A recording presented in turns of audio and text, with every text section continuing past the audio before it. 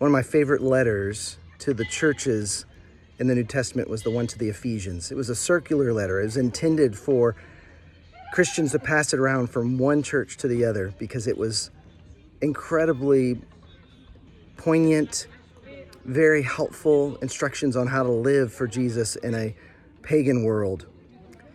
Ephesus was the third largest city in the Roman Empire, behind Rome and Alexandria. 250,000 people lived here.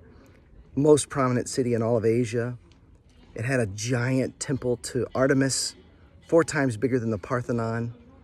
And so when people began coming to faith in Christ, Demetrius, one of the people who built and sold little goddesses, was concerned.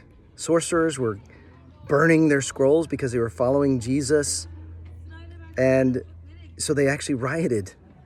And I'm actually here in the theater, still a functioning theater to this day.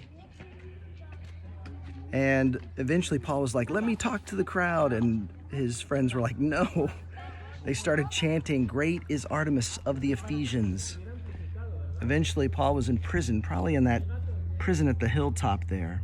From there, many scholars think he wrote some of the letters, including one to Ephesus that was circulated among all the churches.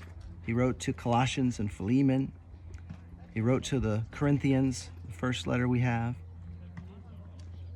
This used to be a seaside city. Commerce and trade was huge. But it's in the letter to the Ephesians that we discover our identity in Christ, how we are to be people who walk the way of love, children of light, put on our armor, that we are made alive in Christ.